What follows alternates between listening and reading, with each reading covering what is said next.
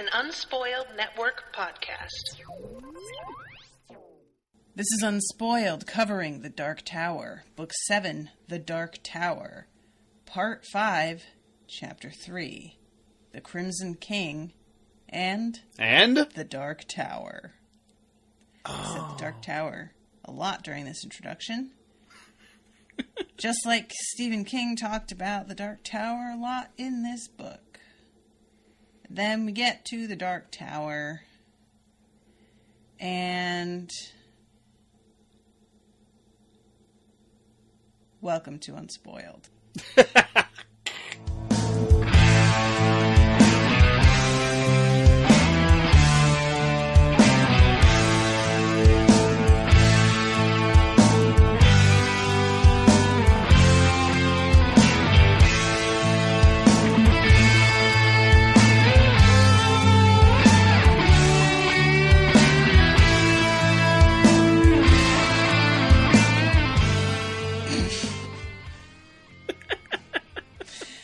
There, I left you all in as much unsatisfying suspense as I could. Well, that's appropriate for this chapter. You know there are 2 more sections after this, right? Yeah, there's an epilogue and a coda. Of course there is. So, what I want to do for next week, just for the record, after consulting with people on the Facebook message chat, I think we should have you read the epilogue, Natasha, but not the coda. And then we'll talk about the epilogue first, and then I'll read you live. Can I just, read the epilogue now? Because I don't want to talk about this chapter at all. I mean, my other idea was to cover this chapter and the epilogue in one episode and just do the live read as its own thing. I don't know. There was a lot of people out there thought that this chapter should be its own episode and the epilogue and the coda should be combined. Okay. So that was how I'll go with their judgment then. Yeah. So that means, unfortunately, we do have to talk about this chapter. I'm Natasha. Hi, everyone. I'm Miles. Hi. Yeah, all right. So, besides the unsatisfactory nature of the ending, what stood out to you about this? Guys.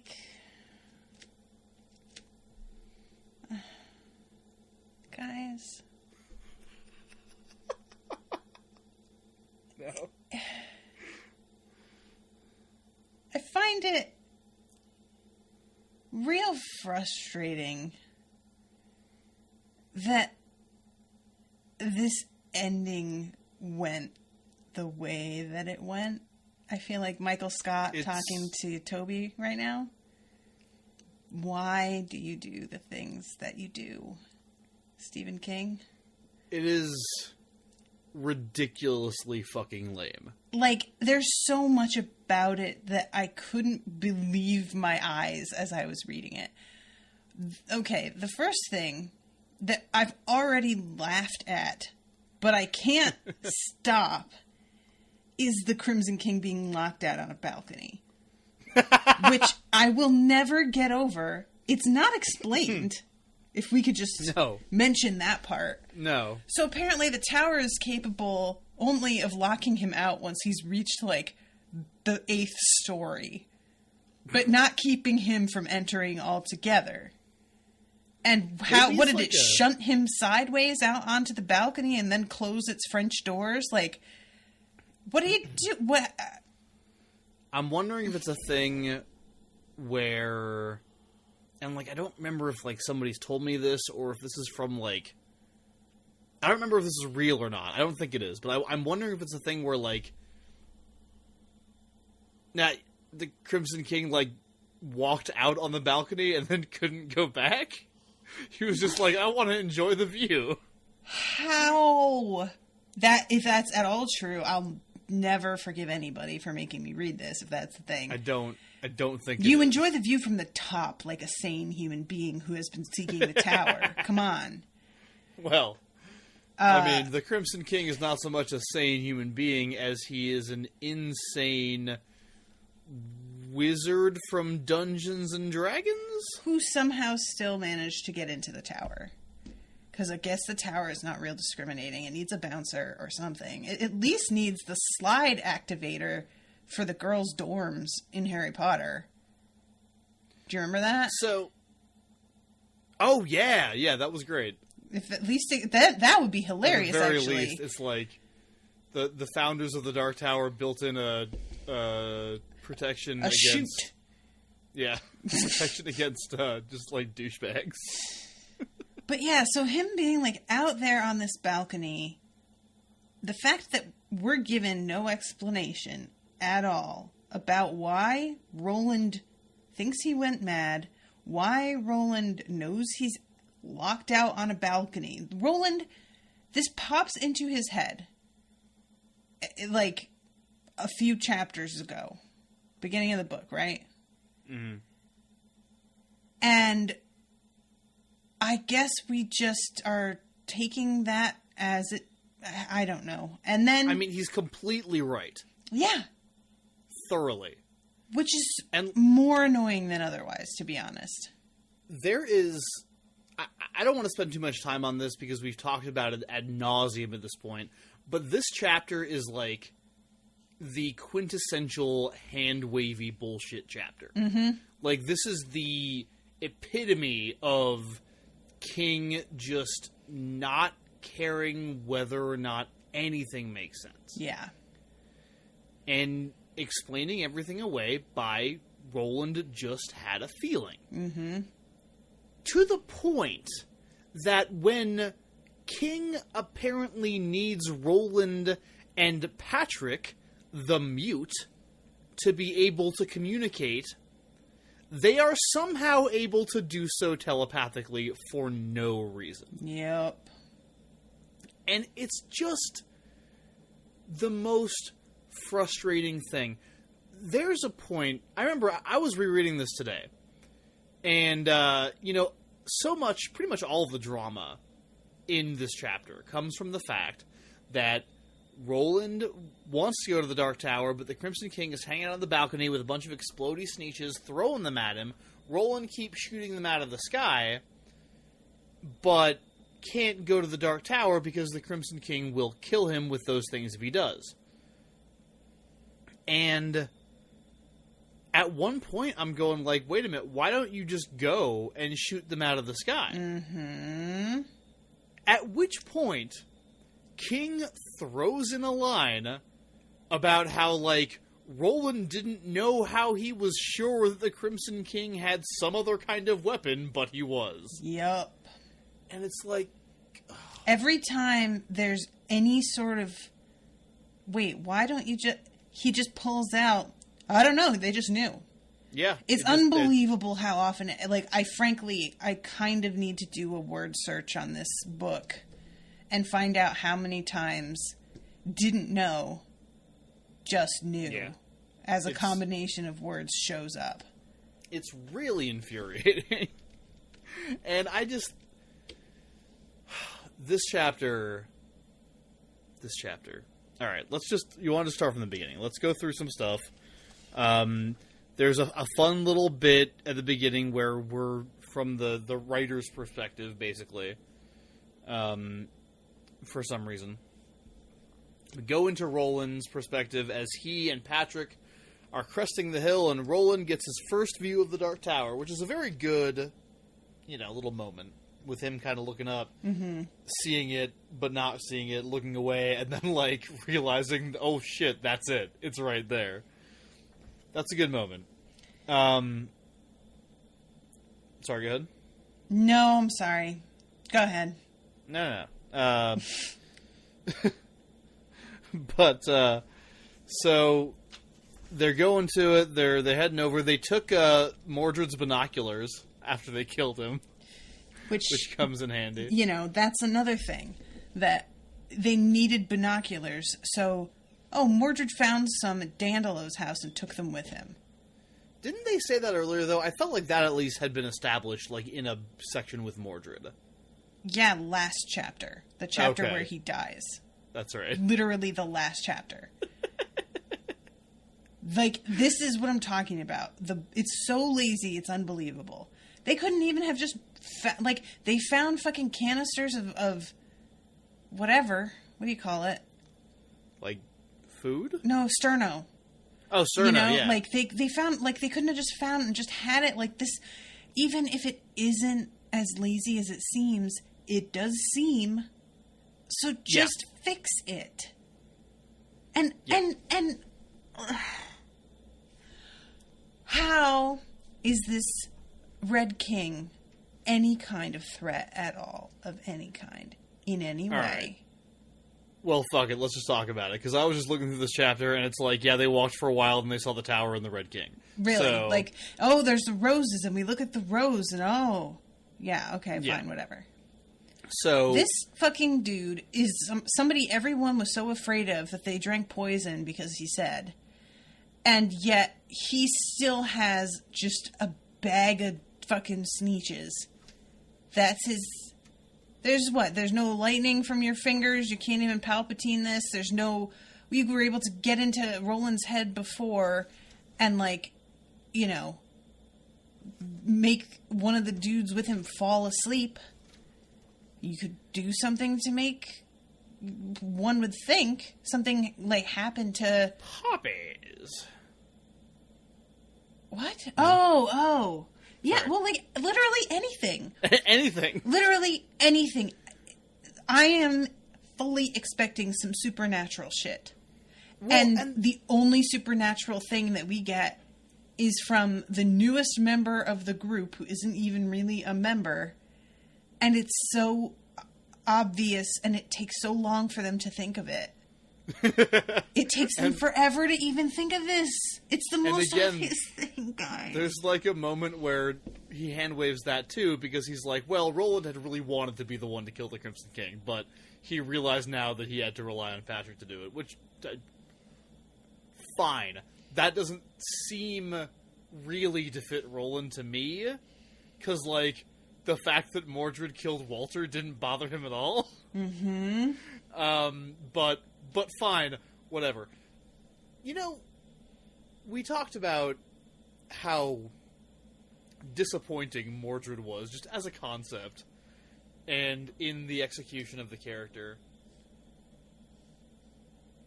The reveal of who and what the Crimson King actually is might be the single most disappointing thing for me in this series. I just don't understand how we can have a villain that has been established so early. What, book 3? Book 2 even, maybe? Definitely 3. But I think... So there's the line here about how he darkles, he tinks or whatever. Mm-hmm. And I think that might actually be from the end of book 1. I can't remember. Now, correct me if I'm wrong, but do we ever have a thing where the TikTok man actually turns out to be alive? From the pubes? Because I feel like that happened and then nothing came of that. Listeners, if you know what I'm talking about, get at me on that, because I've been waiting for him to show up, because... No, he did. I kind of am shocked that it turns out the Crimson King isn't someone we knew. I thought for certain that once we came up on him, he would turn out to be someone that we had met and didn't realize who he was. And as I recall... Sorry, not to interrupt you. As I recall, the TikTok man shows up again at the end of Wizarding Glass in that little Emerald City place they show up in. And they don't kill him, right? Do they not? I don't Hold think on. so. I'm looking it up. Keep talking. Okay. But yeah, to have this ultimate villain be someone It's not even like we've had moments of seeing him through the eyes of other people, which is something that you would expect for a villain that's the ultimate final boss. At least a couple of POVs from people who are around him, and maybe you don't see him directly, but you get to experience what it's like to live in his midst and hear the rumors about him from first-hand accounts of people who serve him every day. Anything to make him seem real. If you're not doing that, by the time we meet this guy, I don't give a fuck. Who is this?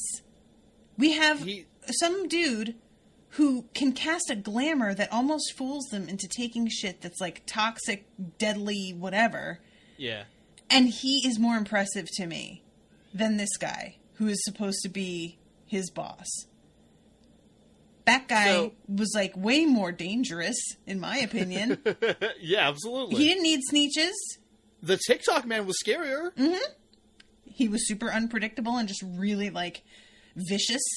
And big. Yeah, and also, yes, physically imposing as opposed to a shriveled, mad-eyed old man. So, first of all, according to the Dark Tower wiki, the TikTok man does die in Wizard and Glass. He does, okay. Eddie and Susanna shoot him, which I do seem to recall. I could have sworn that they don't actually see him die. That they shoot him, but like he walked, like it was left open-ended enough that I really expected him to come back. If my copy wasn't in a box somewhere, I would go find it. Yeah, I don't want to do that on my computer because you'll just hear clicks, like me clicking madly for like 20 minutes trying to find the spot. But yeah, but I don't think, either way. I thought it was somebody who is this guy? Sitting He's nothing. on a fucking throne of skulls. How cliche is he a fucking Magic the Gathering card? Well, that's the thing. Okay, so here's the description. So he looks like the Crimson King with a binocular, as Roland does. Mm-hmm. And it says, the Crimson King almost jumped at him, and for once in his life, Roland saw exactly what he had imagined. An old man with an enormous nose, hooked and waxy, red lips that bloomed in the snow of a luxuriant beard, snowy hair that spilled down the Crimson King's back almost all the way to his scrawny bottom. His pink-flushed face peered toward the pilgrims. Which, say that 3 times fast. His pink-flushed face peered toward the pilgrims. Jesus, fuck you, King. The king wore a robe of brilliant red, dotted here and about with lightning strokes and Kabbalistic symbols. Like, how much more generic can you get? Mm-hmm.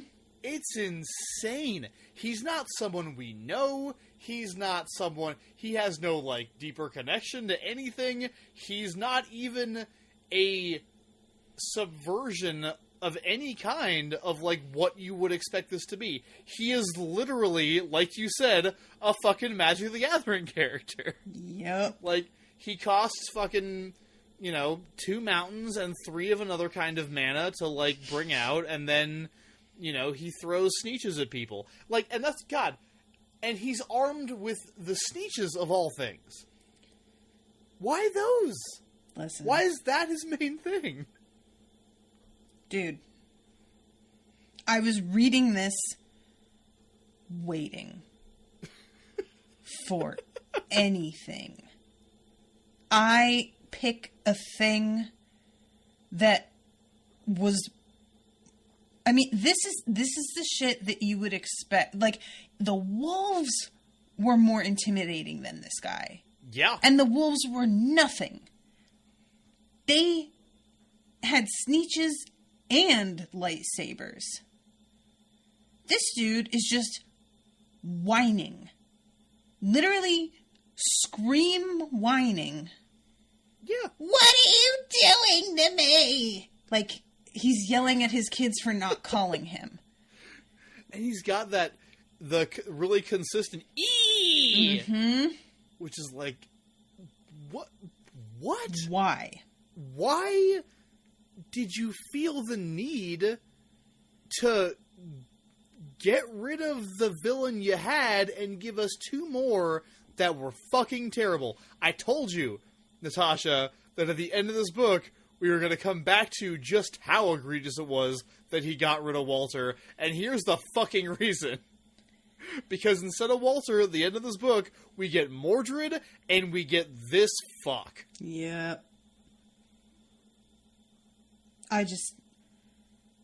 My Gast is flabbered. It's really amazing. What was he thinking, though?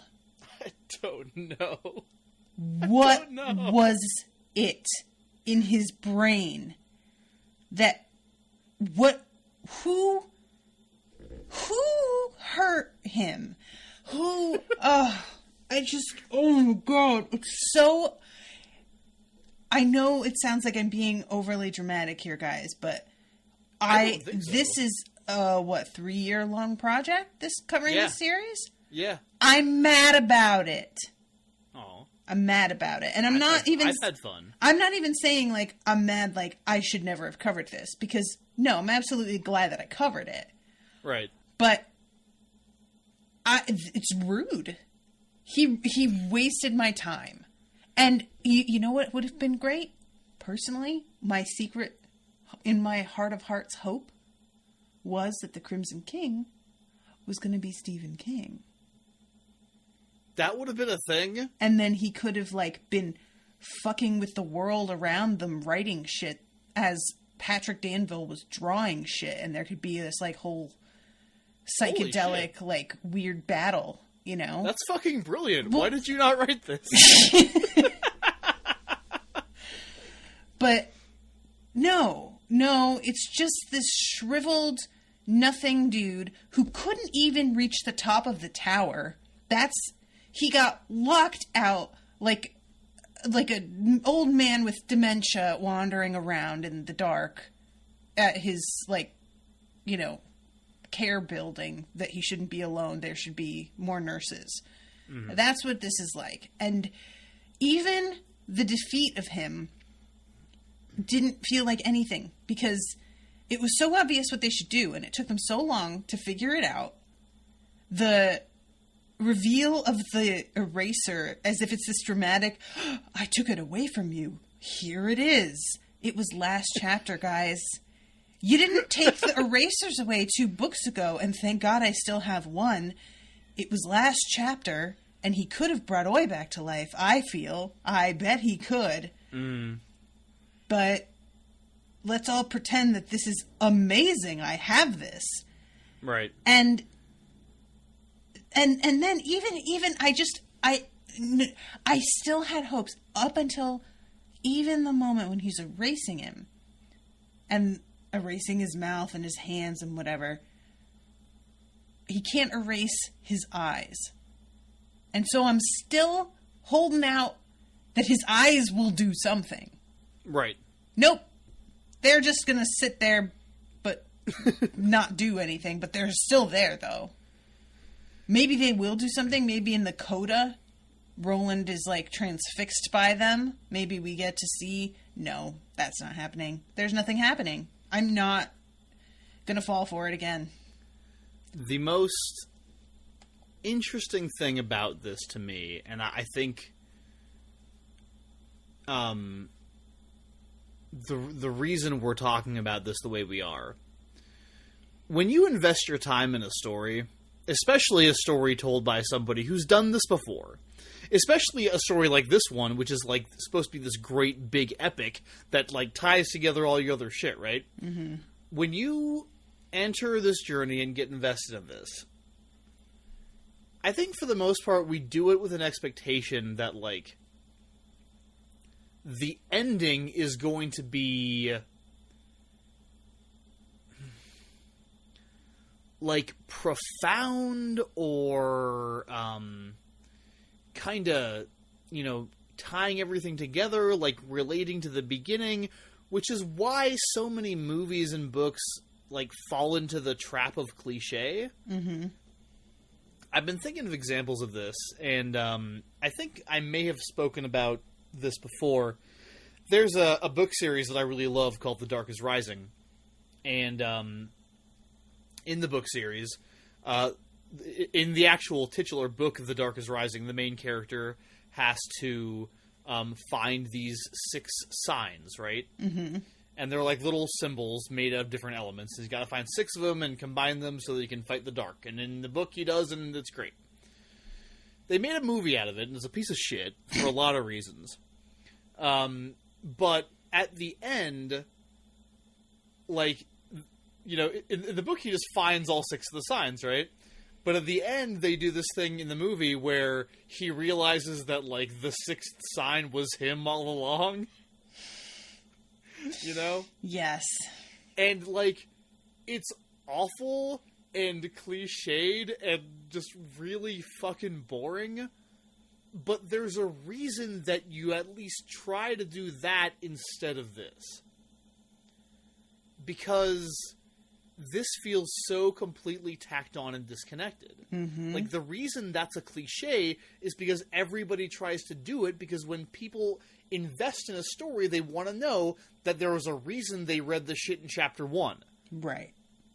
And, you know, I don't know if King was trying to do a subversion here or a deconstruction, but in this case, it's like, it's why you don't do that.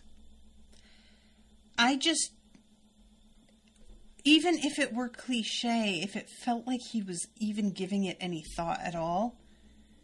Right.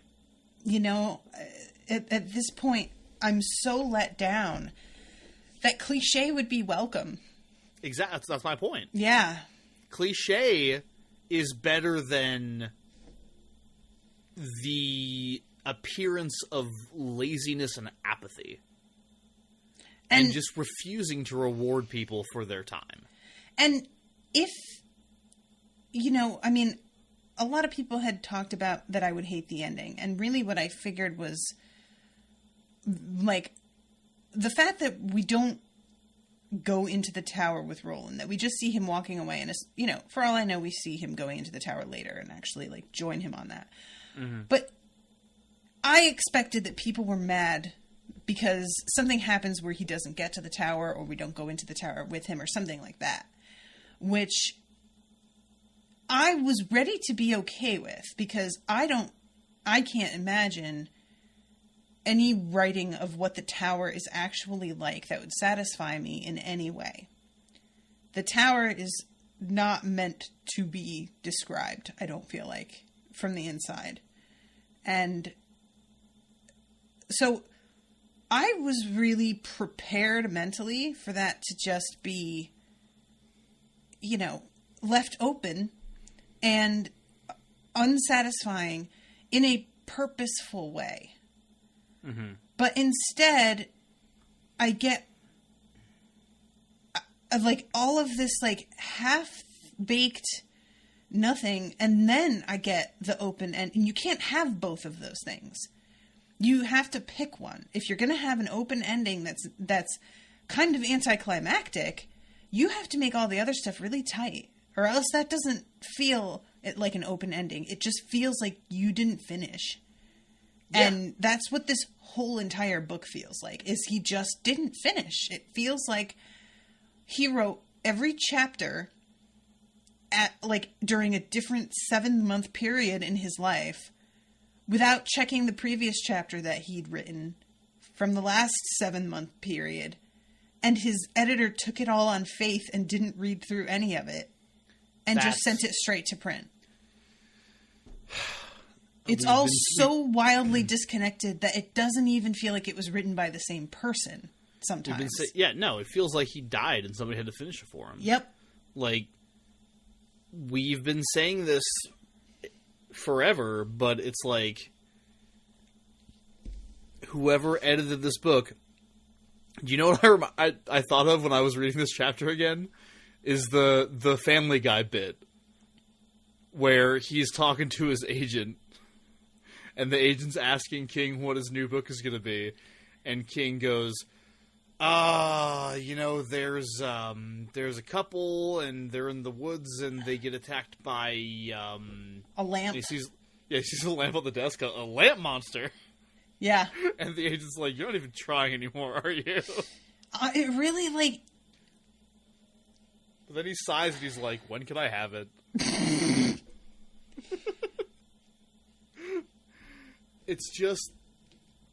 It's almost as baffling to me as the decision to write this is the decision to release it in this form. And that nobody said anything, apparently. I mean, maybe they did and they were just ignored. But I just want to know that somebody tried to say something, even if he did ignore them. Like, I just want that reassurance that right. We're not crazy, that somebody had to have seen. Yeah, no, I know we're not crazy, because, like, talking to listeners of this show, we are not alone in this feeling. So, can I read... Guys, I'm just going to read the opening of this chapter real quick. Read it, do it. Because it is so unbelievably pretentious, considering how much of a letdown the rest of it is. Uh-huh. So, I'm going to skip parts of this opening, but the road and the tale have both been long, would you not say so? The trip has been long and the cost has been high, but no great thing was ever attained easily. A long tale, like a tall tower, must be built a stone at a time. Now, however, as the end draws closer, you must mark yon two travelers walking towards us with great care. The older man, he with the tanned, line-faced, and the gun on his hip, is pulling the cart they call Ho Fat 2.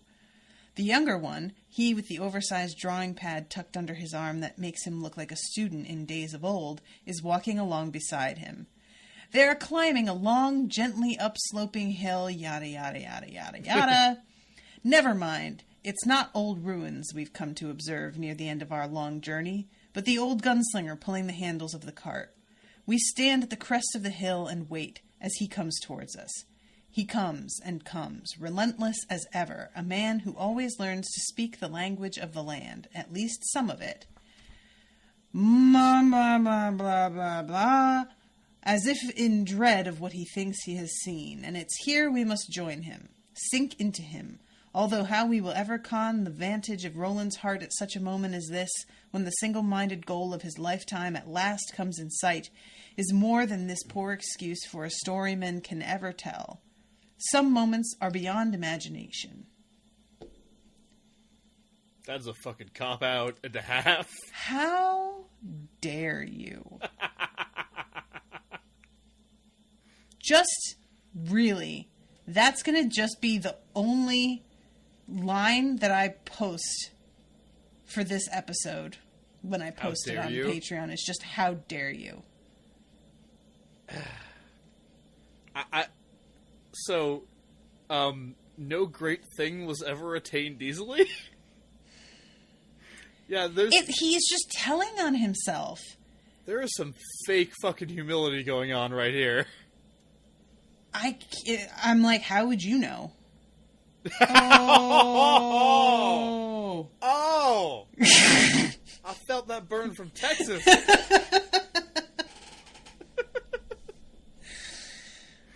But it's just like it's so ponderous and really sets you up to think something's happening. And then you just get the Red King whining ineffectually, doing nothing but the same thing that didn't work the first 11 times. Throwing sneeches. Yeah. Never releasing the mysterious weapon that Roland was sure he had. Right, which there's one mention of, like, after they have the rose. So we should probably say at some point that the way they defeat the Crimson King, obviously, is to have Patrick draw a picture of him and then erase it. Mm-hmm. And it's this whole big thing. I actually do like, speaking of some things that I like their little conversation. Like, the fact that they're suddenly, like, speaking mind to mind is fucking stupid.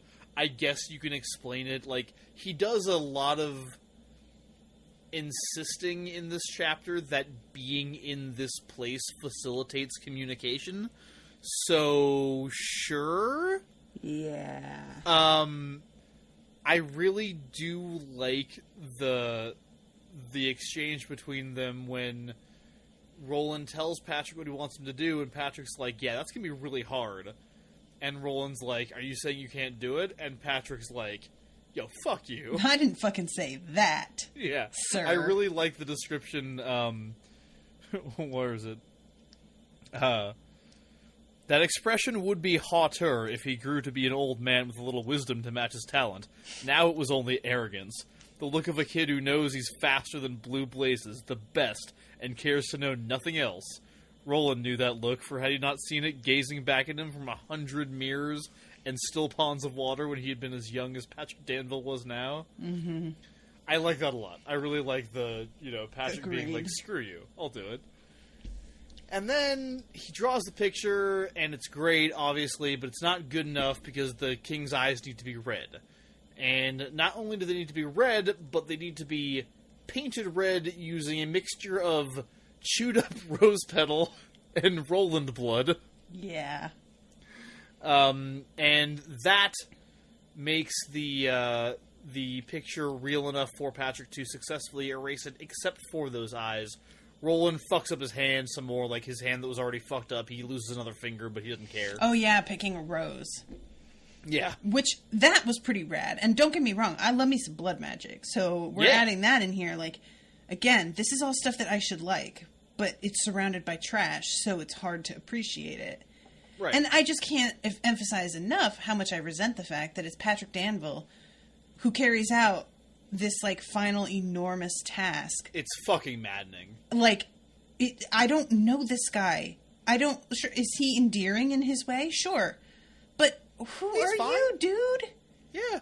This is like if I fucking quit this show right now and just had some other guy come in and fill in for me to finish the series.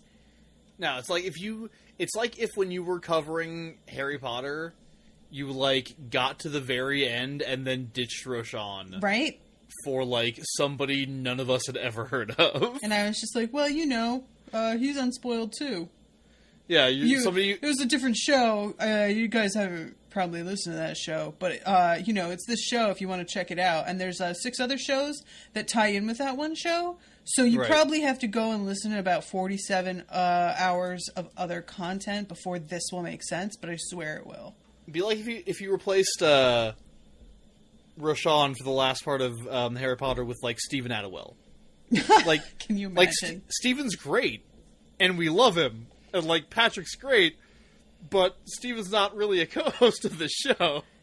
He's a guest appearer, and, like, some people probably know who he is if they listen to this other tangential shit. But he's not a major part of the Harry Potter pot. You know what I mean? Mm-hmm. Like, that's, I don't know. And, like, so not even just the fact that he's not part of the quartet and everybody else sacrificed everything and didn't get there, and Susanna just left because she realized she was supposed to, which is the dumbest thing ever. But Roland doesn't even defeat the Crimson King. Not even him. No. What good are you, dude? The only thing that worked is that it was his blood that they used, which I'm not sure if it was his blood being significant or if it was just human blood, period. Just straight up blood, yeah. I don't know. I mean, there's a lot about his bloodline being that of the Eld in this chapter. Right. Which is why the tower calls to him and won't let him go. Which was, like, a decent way of, bringing drama into the proceedings, is like he's getting increasingly called to go forward. Like, that was fine. Mm-hmm. Can there be another obstacle aside from a crazy old man wearing wizard robes and throwing exploding things? Like, I just can't get over that we don't get any background on what the Red King is doing there. We don't get anything about this guy at all, except that he is a bad man who murdered people. Which, fucking, hi, welcome to everybody we've met throughout these books. That's not exciting. I wonder if this is how, like, Star Wars fans feel about Snoke. No, maybe they do, but yeah, like asshole Star Wars fans, not all Star Wars fans. If that's true, that's on them. Because there's no way, I can't imagine that there's anybody out there who was excited about this guy once they met him. Yeah. I would really like to hear from anybody, because to me, and spoilers for, the new Star Wars movies, if you haven't seen them yet, I don't know what your problem is, but figure that shit out. The new one's on Netflix now, so go watch it. But Snoke that's part of the appeal of him to me, is that he's set up to be this dude, and he's really haughty about it, and it turns out that he's being bested. Yeah. Which, if we're going to do that, it would have been Roland and Mordred. Right. Because he's his, this thing, I mean, they didn't set up Snoke as, this low-laying villain from the original movies. Right, that's true. If that was what happened, then sure, I would understand the outrage. But Snoke was in exactly one movie before he was killed. So if they decided that he was going to be this big thing, that's their problem. They made an assumption. I agree. It wasn't, they weren't taught to think that by a fucking author who just strung them along for 3 years. I've been really enjoying trolling Star Wars fans lately. It's just been one of my favorite things. I've been going around on the internet saying that fucking the new movies are better than any of the original trilogy, and it's been so much fun. You are a mean man. I personally agree with you. I'll go on record. The funny thing is, the funniest thing about it is that, that's actually my opinion, but I don't feel as strongly about it as I pretend to. I fucking love the new ones. Anyway. But yeah, no, this is just this is nothing. This is, Patrick, this is a character that we just met, killing a character that we just met, and it's supposed to be a really big deal. Mm-hmm. And if you can't, as a writer, if you can't look at that scenario and see why people might not be invested in it, again, unless they have read and enjoyed Insomnia. And frankly, I'm pretty sure I can think of people off the top of my head right now who both read and enjoyed Insomnia and still hate this shit. Yeah. Yup. Yeah, it's this is, it's so bad. It's so fucking bad. I have to say that we're really... I mean, I posted actually a memory last week because I've said already that the finale of Penny Dreadful is one of the worst finales. No, it is the worst finale of any show I've ever seen. That makes me so sad because I'm on season 2 and it's great. It's such a and a lot of season 3 is awesome, and then they completely shit on it. And I just posted a still photo from the finale episode with the words "fuck you" in giant block lettering over it as the post for that episode.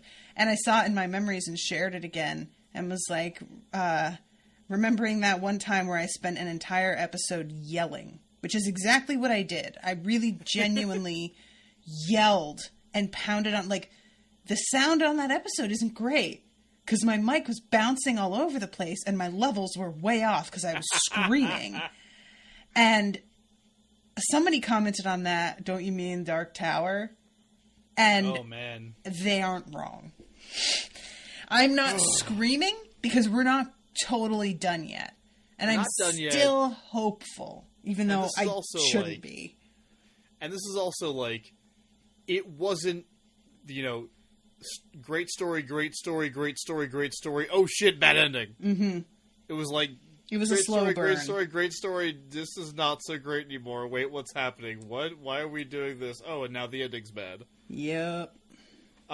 Yeah, I do. As I've said before, I do want to hear your opinion of the overall thing after we get to the actual end of this book. But yes, this is just in terms of like, and it's so sad because when he's walking to the tower at the end, Mm-hmm. saying all the names of the people that he's lost along the way, Mm-hmm. which, by the way, I do love Patrick being like, I ain't getting your fucking rose. I know what happens to your friends. Yeah, right? But, like, that should be such an amazing moment. Like, even now, even hating this chapter as much as I do, when he's walking down there saying all those names, like, it's kind of cool. I feel kind of uplifted. But it should be so much more. And I just can't believe that we had to go through all these weird, artificial, nonsensical obstacles to get here. Mm-hmm. Like, why couldn't we have just gotten here? If you didn't have any ideas utilizing the setup that you had before, just be like, all right, we're going to write book 5, and it's going to be how they got to the Dark Tower. Like, I don't get it. I didn't feel anything during No? that moment. Oh, God, that makes me so sad. Because it felt like a bookend of the beginning of the chapter, in which he tries to be, as I said, really ponderous about how we're reaching the end of an epic series. Well, there's that terrible thing at the end with Patrick where he's like, and now the darkness hides him from my storyteller's eye, and I can tell no more. It's like, aha! You just don't have to do this. Shutting up is free. That should be the Dark Tower series. Shutting up is free. Just why are you why do you feel the need to put a point on everything? He insists on always adding his little commentary. Yeah. And don't keep reminding me of how, of your presence. Because frankly, you've done such a poor job that I'm so mad at you that anytime you remind me that you've inserted yourself into this disaster, I get more angry. And all this started happening, around book 5. Mm-hmm. Mm-hmm. When he decided that this was going to be fucking all about him. Yeah. And it's just really a shame because, I care so much more about this specific group of characters, Roland, Eddie, Jake, Susanna, and Oi, than I do about Stephen King. Mm-hmm. And about the collected works of Stephen King and what they mean. And it's just such a shame. You know, on Smash Fiction, I remember when we were, designing the podcast, me and everybody involved, the founding members. Mm-hmm. And there was a conversation about how, at least for our podcast, we wanted to keep the focus off of ourselves. Because, especially at the beginning, we recognized that people weren't coming there for us. Who were we? Right. We were nobody. And, that's kind of... We still kind of do that. I think there's a little bit more self-referential shit in the podcast these days because we've been going for just about 3 years now. And, and so we've, the show has history and character, and we have sort of characters and brands, and, the show has become more about us than it was originally. But, there's still always a sense that we are the least important parts of this. Right. And that feels like the right way to write a story is, when I pick up a book, unless I know the name of the author from somewhere, and sometimes even if I do, it's what's compelling me is the description on the back or the cover or whatever it's about or what I've heard about it, the story, the characters, the plot, blah, blah, blah. I'm not focusing on the author, mm-hmm. and it just seems really conceited. I don't want to say it, but like the turn this series took feels self-righteous and self-centered to me. Self-indulgent is the word I would use. Yeah. And I don't think that's what he was going for, but you know, like I don't think he was intending to write a book where the first thing he wrote on his notepad was, okay, it's about me now. But that's what happened. Mm-hmm. And it's just, it just sucks. It just really fucking sucks. Yeah, I'm like, because, you know, initially when he wrote himself in, I was really eye-rolly. Then we have the moment where we actually meet him, and he's so self-deprecating that he kind of won me over with it. And I was like, oh, you know what? This is a little bit fun, actually. Yeah, I like that part. Yeah, and so I sort of decided, you know what? I'm going to reserve judgment on this. Maybe this... And then the series just imploded. And that's like, if you're going to do this and self-insert, you better have your shit together. Yeah. And he didn't. And I really think that's the main thing to me, is that you just didn't handle your shit, my man. And you know, he's got that really self-indulgent thing at the end of Song of Susanna where it's like all his journal entries and shit. And it kind of feels like... It kind of feels like after he wrote himself into the book, it was like, all right, well, now I have license to do this. You know, like, now I've written myself in, I've done it, it's done. Now it can actually be about me. And I can write these heavy-handed, you know, intros to chapters where I blatantly refer to myself as the storyteller, and it's fine because I've already introduced myself as the storyteller. Right. It's, and honestly, like, I would be fine with it if it didn't come at the expense of everything that I really enjoyed about this series. Yeah.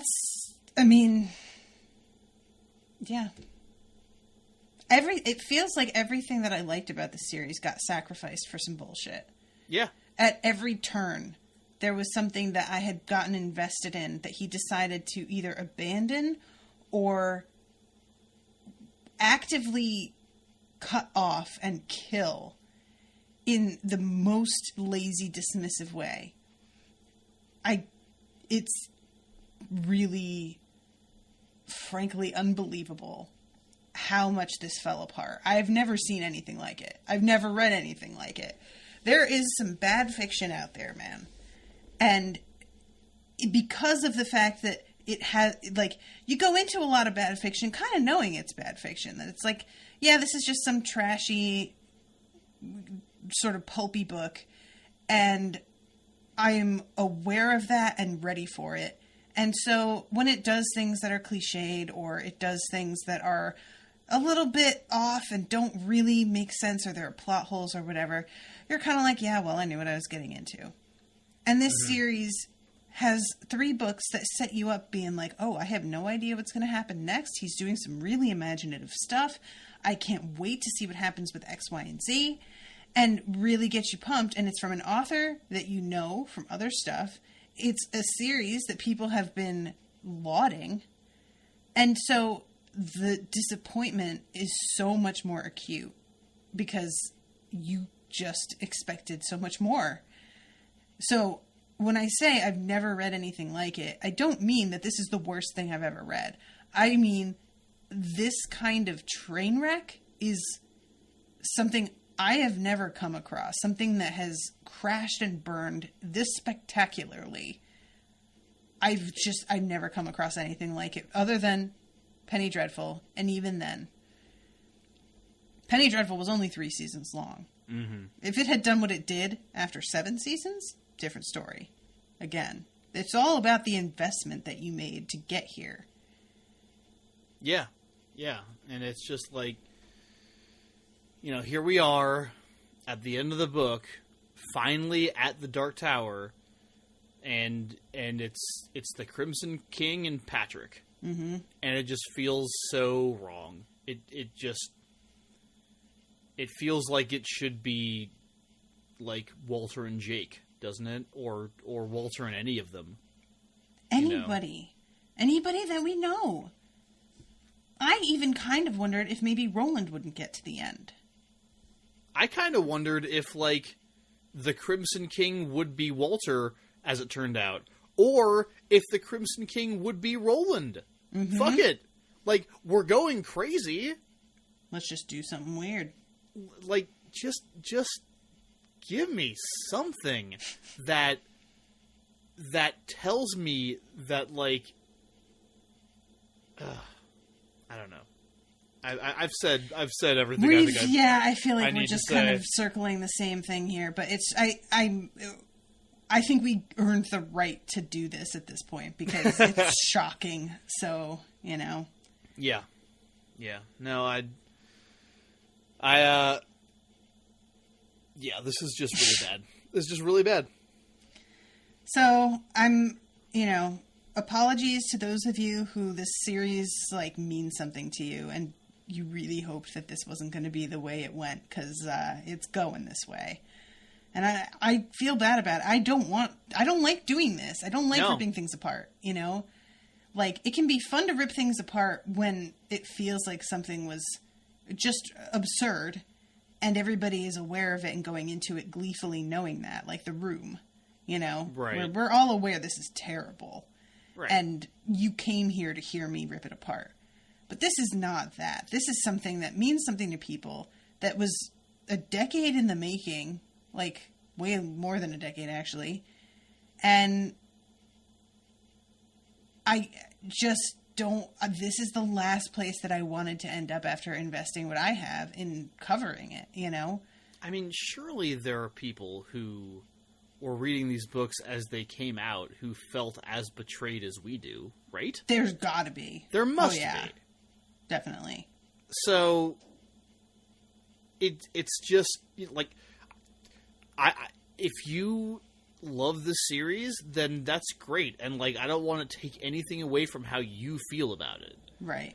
But from what I'm looking at, it is a thing that started out great, and and a bunch of shit happened, and King got hit by a car, and the series, no one knew if it was going to be finished or not, and finally it happened, and it just wasn't very good, and that happens. Yeah. People write sequels, authors write sequels to their own great works of fiction, and they're just not good, and it's okay. I mean, honestly, let's be honest with ourselves. When you have a series that is as built up as this one has been, writing a satisfying ending is nearly impossible. So I was under no illusions going into this that I would be happy with how it ended. I really did not expect to be, because I don't think, even the ending of Harry Potter, it was good. Was I thrilled with it? No. There was an epilogue that didn't need to be there. There was all kinds of stuff that didn't need to be there. But it was adequate, and you kind of just have to know going into it that endings are really, really hard. So I'm not even holding him up to a very high standard here when I'm saying this, because I went into this expecting the ending to disappoint me some, because it's just kind of unavoidable. It is so much worse than I expected. It just... It's unsatisfying at a level I was completely unprepared for. So... That's a good point, though, because, I remember reading the ending of Harry Potter and thinking it was really good, and thinking that specifically because I felt like she didn't fuck it up. Mm-hmm. I remember reading that last book and being like, all right, Rowling, there are so many ways you could ruin this series with an ending. Right. There's so many ways you could mess this up. And she didn't. And it wasn't the best ending, but it was fine. And a series like that, fine's enough. Right. Exactly. And a series like this, fine would have been enough. Mm-hmm. Because we would have been like, wow, you did not shit the bed. That's impressive, because it would have been so easy, as we've seen. But man, I think what's amazing about this series is that not only did he fuck it up, but, like, he was in a different ballpark. Yeah. Like, the right way to end this series was nowhere near what he was doing. He wasn't adjacent to it. He wasn't anywhere close to it. And it's, yeah, and honestly, it's one of the things that makes me worried about Song of Ice and Fire, and one of the things that keeps me really okay, kind of, to the extent that I can be, with the fact that Martin is being so slow with Winds of Winter. It's like, I'm reading Dark Tower again, I'm like going, Jesus, alright, as long as you don't fuck it up, man. Right. Because this guy Stephen King over here, he, I don't know if you heard about this, but he came out with 2 books in the same year once that were like the end of his big series. And they're terrible. And, yeah, so, you know, whatever. Take your time, dude. Just make it a good ending. Yeah, I mean, that's what's going on with Dresden Files. It's not even the finale book, but it's a really close to the end book. And he's taken ages to write it. And people have gotten on his case about it, but frankly, if you've gotten to book 16 in that series, you know how fucking complex that plot is. Like, there are so many moving parts by the time we get there. It is on par with Song of Ice and Fire in terms of there being, like, realms and leaders and different factions and things like that. So, sure, take your time. And I just... You know, and endings are the hardest part. I really believe that. Yeah, and writing is fucking hard. Mm-hmm. It really is. It's really hard. So I completely sympathize, but man, that was just like, if this was baseball, that was a complete whiff. Like if this was basketball, he didn't hit the rim. It was a total air ball, man. Like you just fucking missed. You just missed. And that doesn't mean you didn't play a great game before, but it was time for the game-winning shot, and you missed it. It didn't even come close. So, I'm still very excited about, as we move into the last episode of our actual coverage. Mm-hmm. Not next week, but the week after. Because you have to take a break and leave me in suspenseful agony here. Yeah, me too, actually. Yeah, right? I will also be in suspenseful agony. But... Because I'm not even allowed to read it ahead. I have to wait and read it on the air. Well, yeah, you can read the epilogue. You're allowed to read the epilogue. Is You're not that allowed the one to... that's Susanna? Yeah, Susanna in New York. You can read that. I can read that, okay. So I'm reading the coda... You can't read the coda. Out loud. Yeah, we're reading the coda out loud, so you can't read that. All right. But, it's the first, I'm going to say 4 books are really good. And, like, the fact that this one in particular is so terrible doesn't take away from those. I don't think. No, I think those are, like, self-contained stories enough that I would be okay with going back and reading those by themselves. I would be alright with it. It's almost like he missed it so hard that it doesn't mess up the earlier books. Because it's so removed. Because it's so completely, yeah. No, I would agree with that. Yeah, it's like, well, Wolves of the Kala, these guys show up with the same names. But like one of them is telepathic and, Right. The other one doesn't have a character anymore, and whatever. But yeah, I love the first 4 books. I always will. I still think the flashback is a little bit ponderous at times in Wizarding Glass, but that's fine. But it's just this one, the ending of the book. He just dropped the ball, and I really hope that George Martin doesn't do that the way he has done it in other books that he's written.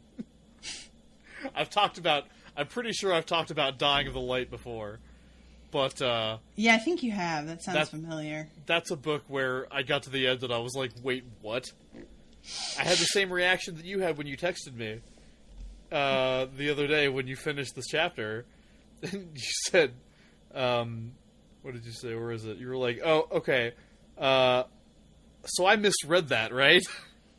That's not actually the end. That's like a decoy ending. The end. Yeah. Yeah. So, yeah, I think that's all we have to say. I think that's it. So yeah, I'm sorry guys to just kind of like rant like that, but you know, I texted Miles and was just like, that's not what. So I've been sitting on this like low level rage for a week, it feels like. So I mean, Dark Tower sucks. The 7th book sucks. It's shocking. It's really, that's the only word, shocking performance. But I do have some other really exciting stuff that's coming up. So I'm going to talk about that. About it. So first of all, those of you who follow me on Facebook may have seen the I saw that I made. I saw. So excited. I might be starting something you're interested in, guys. So excited. I shared a logo for the upcoming Unspoiled Doctor Who. Yes! And I'm going to be hosting that show with Jamie, who is currently doing The Lost show, and she had been doing Vampire Diaries and Punisher. I think those might be on hiatus, but Jamie is somebody who is so much more forgiving of goofy, campy shit than me or many of my co-hosts, that she seemed like the perfect pick for somebody like this, because I have been very resistant to covering Doctor Who. In fact, I've said flat out, that's never going to happen. Give it up, to many people. And the main reason was that I didn't want to disappoint anybody, because I know how much people love that show. It's the only fandom that I find to be as pervasive as Harry Potter. You didn't want it to turn into this. Or Star Wars, but Star Wars is a whole other thing, so it's not the same.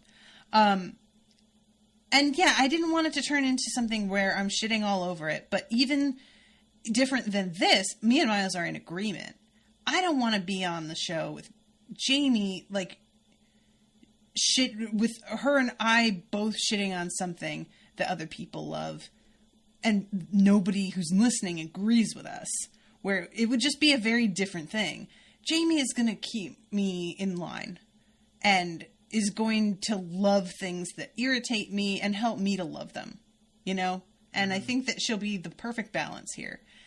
So that's not going to be starting until I'm done with Orphan Black, which is only a couple months from now.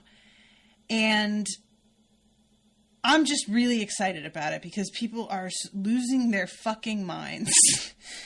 Like, I posted the logo, and I just wrote, psst, when I posted it, and I just left it, and I went to therapy, and I went and donated plasma, and then I came back, and there was like 50 comments on it, and I was like, welp.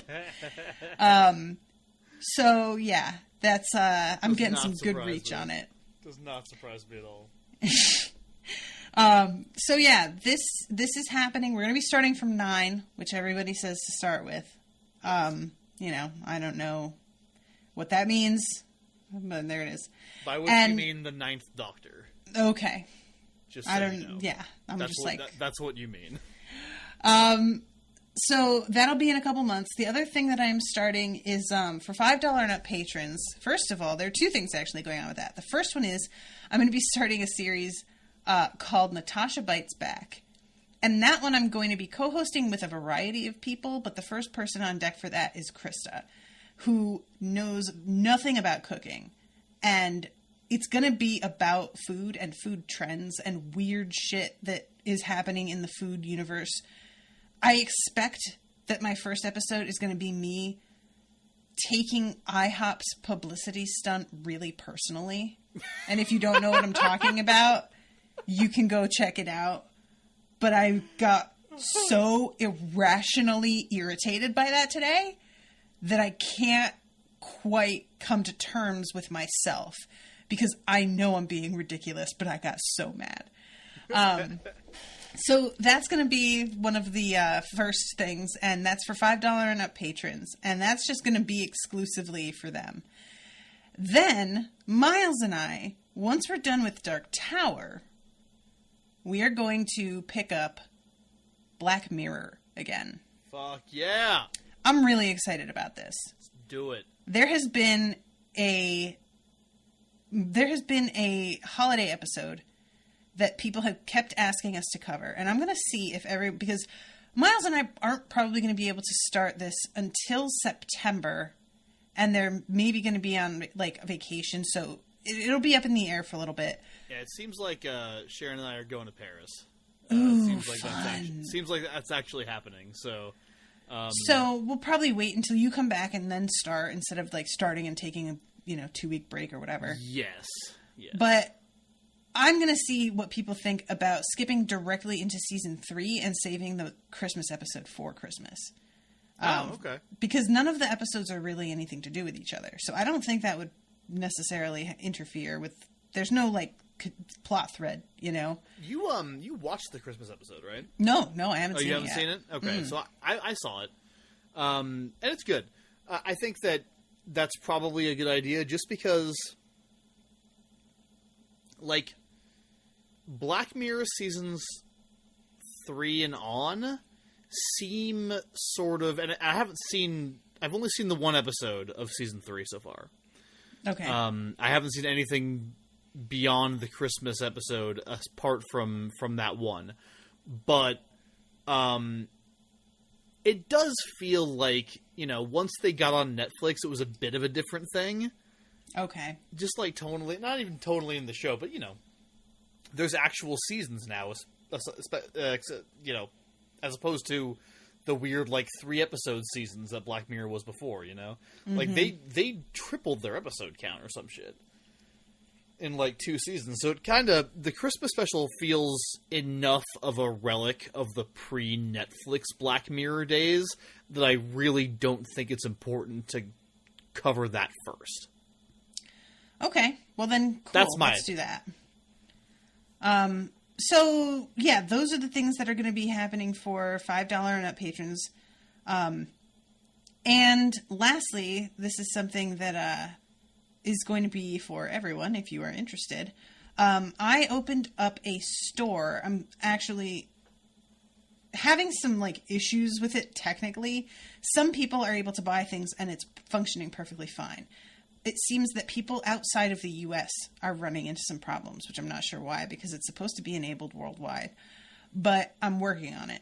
And I'm going to start selling episodes that have been patrons only, because there are some people, and I get this, who want access and would be willing to pay for access to certain series, but they are not comfortable with starting a subscription to something that automatically renews every month. And as somebody whose money situation could kindly be called tenuous, I really deeply understand this.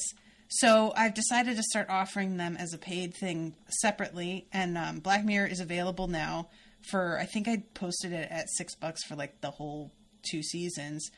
And I also posted $1 per episode, so. Yeah, I feel like that's fair, right? Yeah. And then I posted the Harry Potter episodes, and by Harry Potter I mean the episodes of me and Rashawn talking about the films. I posted those for $6 for all 3 of them, because those are really long. Those are like 2.5 hours per episode. Because a lot of people who missed out on being able to donate to the GoFundMe, which is, those episodes were intended as a reward to people who donated to that. But the trip's over, and people are just finding the Harry Potter show now, and missed out on that and still want to listen and would pay for them. But I had no method of selling them. So that's set up on the store. It's unspoiledpodcast.com/shop. And I am also starting something called Spoil Me. Spoil Me are commissioned, sponsored episodes. Oh, yeah, I saw this. Yeah, so, and I have my first commissioned episode, which I will be doing Thursday, It is a live read, so I'm going to be reading this out loud. And it is covering The Parable of the Sower by Octavia Butler, and it's the first 50 pages. And great. I'm very interested because I haven't read anything by Octavia Butler, and she's one of those authors that like makes her way onto the poll every year so far for the book club and never gets voted high enough. I don't think I can express to you properly how much you're going to love Octavia Butler. And this is the thing, because when somebody sponsors with Spoil Me, there are 3 categories: books, TV, and movies. If you buy books, it's up to 50 pages. So when I'm done with those first 50 pages, I'm setting the book down and I will not pick it up again. And that's going to be absolute torment. So I won't pick it up again until somebody commissions the next 50 pages.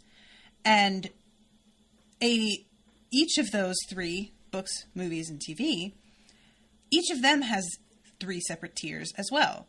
Within those, you have Classic, which is where I would read it normally at home privately, and then come on to Crowdcast, because I'm going to do all of these on Crowdcast, and talk about it live, the way that I do any podcast, and then record it and post that to a public feed, right?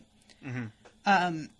The second tier is Voyeur, and that is where I either live read whatever book you've chosen, or I post on Facebook Live as I watch whatever movie or TV show you chose. So you get to sit with me while I experience whatever it is you chose for the first time, which would be particularly effective if it was a horror movie, because I cannot emphasize enough what a fucking wimp I am. Oh my God. You would never see my face. I'd be under the blanket the whole thing. Please do this, guys. So that's the Voyeur tier. And then the final tier is Wannabe. And Wannabe is you get to be my co-host. Oh, shit. Those are more expensive for a combo of reasons. One, that I have to suffer with co-hosting with you. You fuck. No, I'm just kidding. You fuck who has no experience on the air? Fuck you.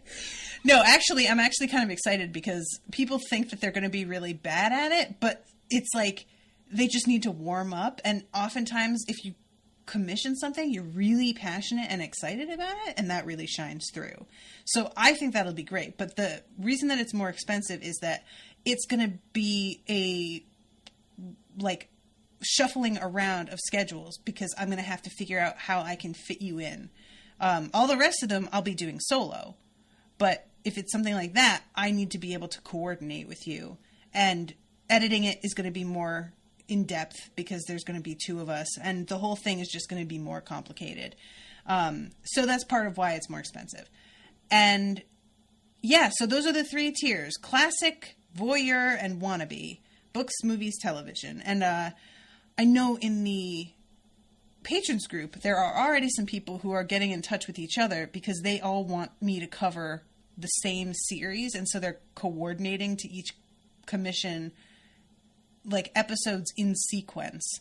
That way I actually start with the first episode of something instead of somebody wanted to commission, for example, the episode Blink from Doctor Who.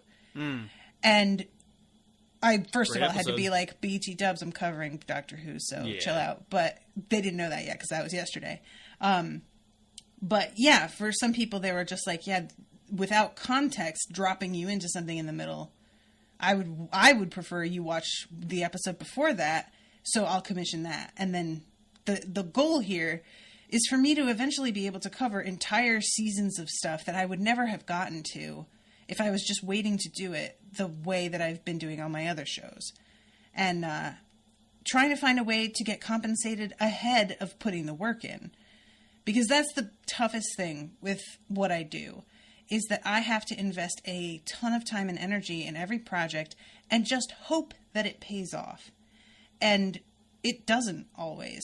Broadcast is a prime example of that. An enormous amount of work and mental energy and just, frankly, mental health that I sacrificed for something that didn't pan out at all. Mm-hmm. And I'm at a point in my career where I can't risk doing that the same way anymore. So commissions are a really good compromise where you guys get exactly what you want and I get compensated before I even start the work. So I know that my investment of time is paying off. And this is something that I've seen that other podcasts and other websites do. Mark Does Stuff was the original inspiration for Unspoiled. And he does commissioned episodes and is like basically booked out until the end of this year with commissions. So this is something that's pretty popular, and I have been thinking about it for a while. I just didn't really think anybody would take advantage of it.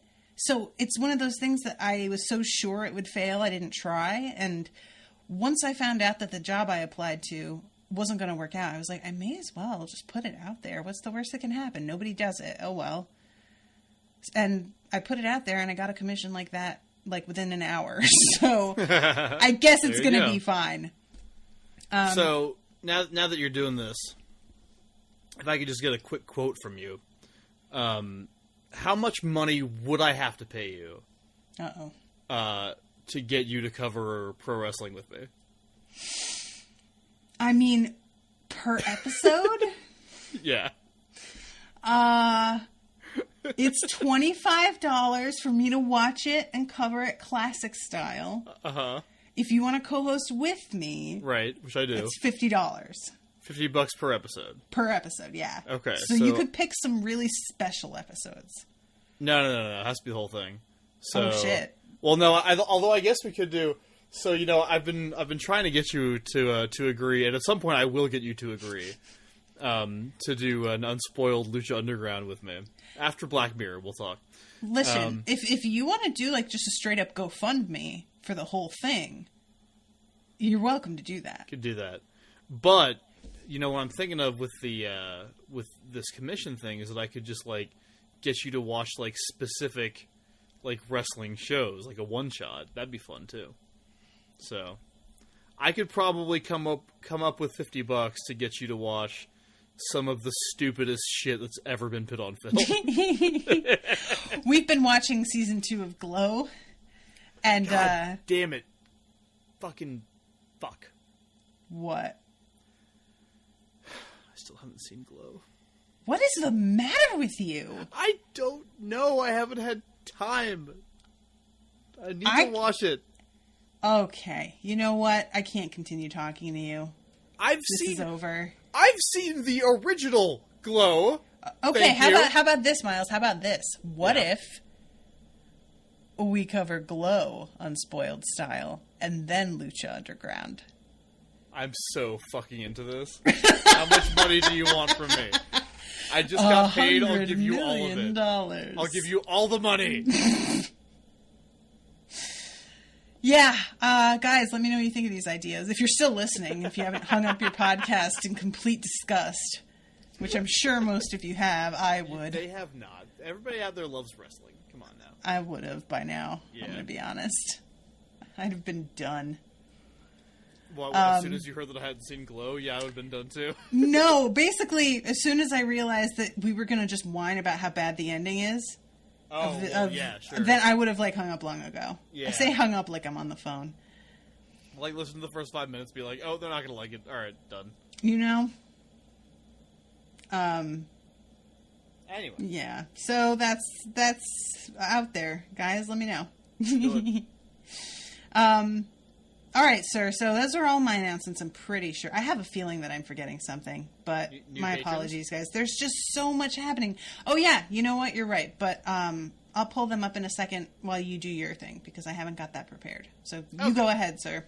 All right. Well, y'all can find me, of course, on the Smash Fiction podcast, where we do fictional, debates. Like, the debates aren't fictional because they actually happen, but the characters involved are fictional. Except for that one episode where they were us, or at least two of us.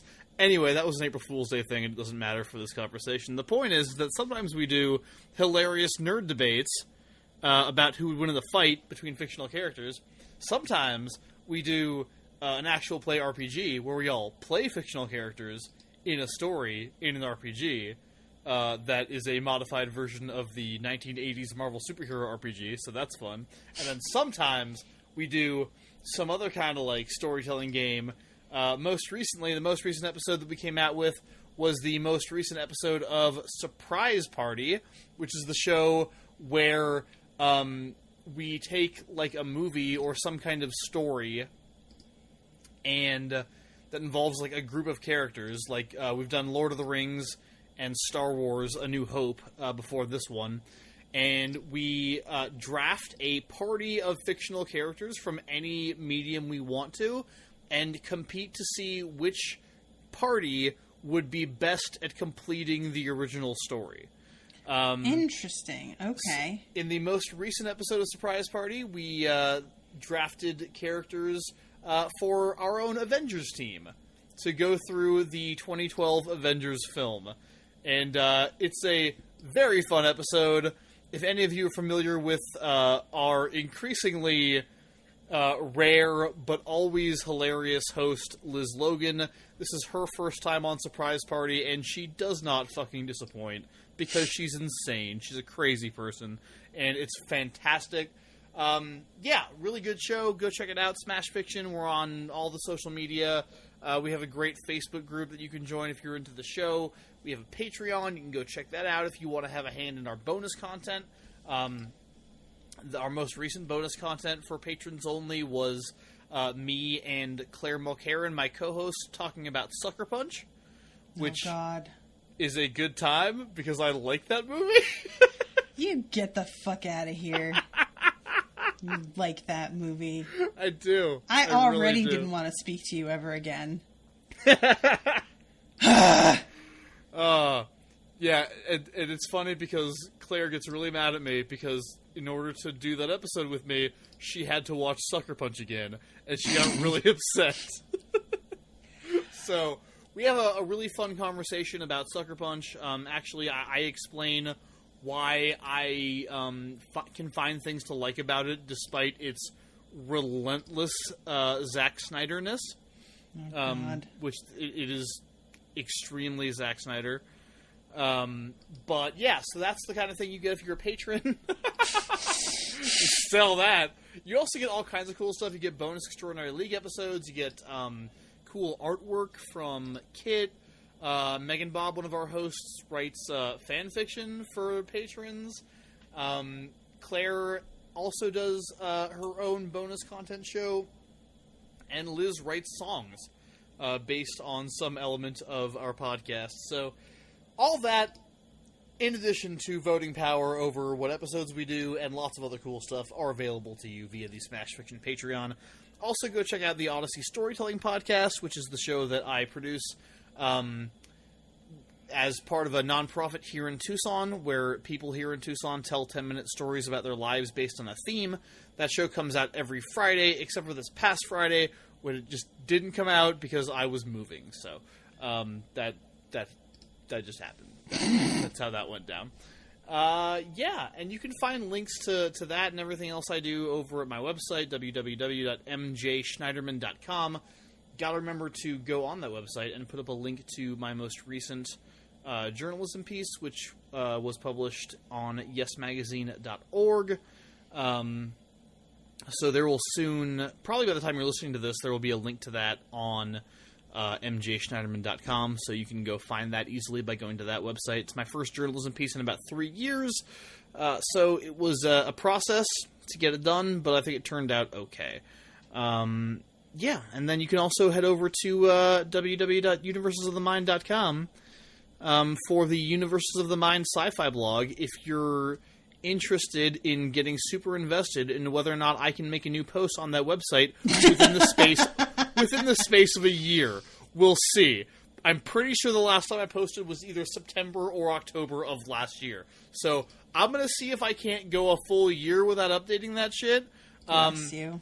I have been going from one major job to another. I'm really happy that freelancing has been working out for me financially, but it has also just left me with absolutely no time to work on fun but not unprofitable side projects like Universes of the Mind. I'm hoping after this most recent job finishes up, I will actually have a little bit of time to get back to that project and hopefully to start some new ones. So, yeah. Go check that out, though. There's, a bunch of stuff, bunch of content over there already about old science fiction. So, yeah, do that. And I guess I'm also on Twitter if you want to do that. I don't know. I like how you say, I guess I'm also on Twitter. I guess I'm on Twitter. It's like you have an assistant who set up your Twitter and you're not really sure about it, but they told you were there. So you're like, and as far as I know, I'm on Twitter. Is that right, Chad? Yes? Yes, I'm on Twitter. Yeah. My secretary tweets for me. Right. I pay her in corn nuts. That seems right.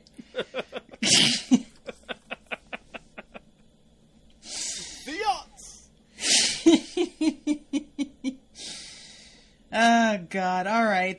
Well, new patrons, real quick. So, we got a bunch this week, actually. We have Brett Cockrill, Anna Turner, Michael Schuerman, Kelly Murray, Des Lone, Veronica Tabor, Matthew Robertson, Maria, Sam S., and Madison Poletsky all became patrons this week. So welcome to all of you guys. Thank you all so much.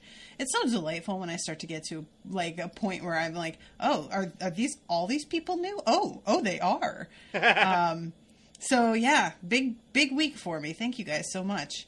And if you are interested in becoming a patron and getting all of the crazy awesome shit that I was talking about earlier, I've said it before, but I'm going to say it again. I offer more for dollar patrons than anybody I have ever seen on Patreon. Yeah, you do. I have looked and checked and just I can't believe how many, not just podcasts, but in general. And I'm not even like saying this as a like, how dare they? Just more as a like, wow, really? How many people, their dollar tier is just, thanks for your support. And that's all it is, which is a completely fair thing to do. But I just am really surprised by how often that happens. And for me, I offer $1 and you get like 20 different like patrons only shows, plus the Harry Potter reread, plus access to like secret groups and Discord chats and live Facebook stuff that I just do whenever I feel like it. And you just get a lot when you're a patron. And I pride myself on that. And I have an advantage in that I do this for full-time work. So I can just create a backlog that's absolutely insane. And I pass the savings on to you. So you know what made me really sad today, on a side what's note? That? So I'm doing part of my my job, one of my freelance jobs is fact-checking for a publication. And I was doing some fact-checking today on this organization in Chicago that's all about creating a safe space for LGBTQIA Muslim women. I mean, mainly women, but everyone who fits, who kind of in the queer and trans community who's also a Muslim. And it's this really cool organization, and I saw they had a Patreon, so I went to go look at it, and they have fewer patrons and make less money than my stupid fucking podcast about fictional characters, and it made me really sad. Yeah, it's, I frequently, I have money problems. Let's just say it just baldly. Sure. I have money problems. And yet, I am doing so well for being a podcast. Like, are there crazy shows out there like Sword and Scale that are making like $25,000 a month? Sure. And am I bitter and angry about it? Yes, I am. With them, especially. Oh, that guy is the worst human being. If you listen to Sword and Scale, I urge you to reconsider. Yeah, fuck Sword and Scale. But that is, aside from that, there are other podcasts that I consider to be more successful, and then I go and check them out on Patreon, and I'm making like 3 times what they're making. And like I said, I have an advantage. I offer a lot. But yeah, it's getting people to pay for content is a difficult thing, because with the way technology works, you don't have to a lot of the time. You just don't. It's just the fact. And I'm not even like throwing shade or judgment at people who aren't patrons. I am not a patron of the vast majority of stuff. Like Washington Post tries to get me to pay $2 a month every time I go to check out one of their articles. Have I done it? No. Should I? Yes. It's $2 fucking. I really should. I'm on there all the time. But it's one of those things that you're just like, oh, another thing, and I have to keep track of it. You know, it's hard. We've created a whole new world with how people pay for and consume stuff. And we have not been able to, like, we created the content and the expectation of content before we created the compensation for those who create it. And before establishing that, we did it backwards. And it is understandable why we did it that way. But it's kind of fucking us over now. Yeah, a lot of decisions that the collective we have made in the past couple of decades are fucking us over right now. So, indeed. On that delightful, uplifting note, become a patron. Patreon.com/unspoiled. Buy yourself a little joy.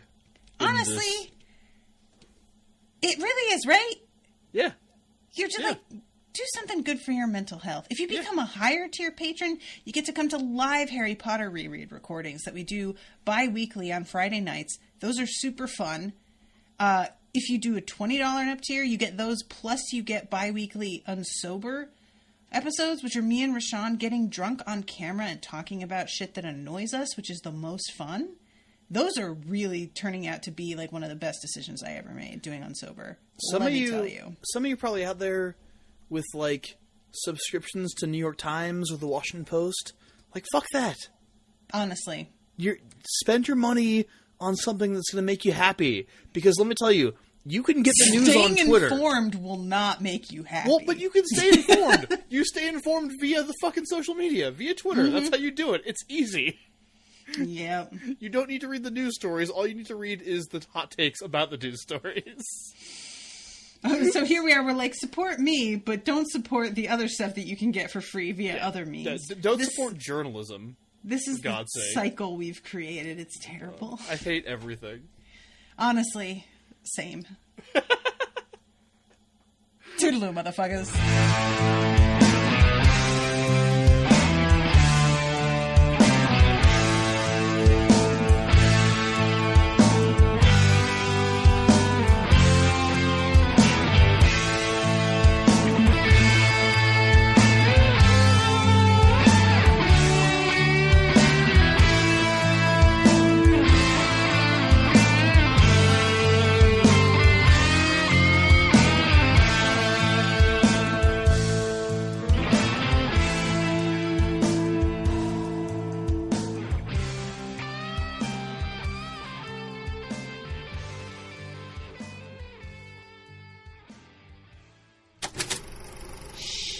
That was an Unspoiled Network podcast.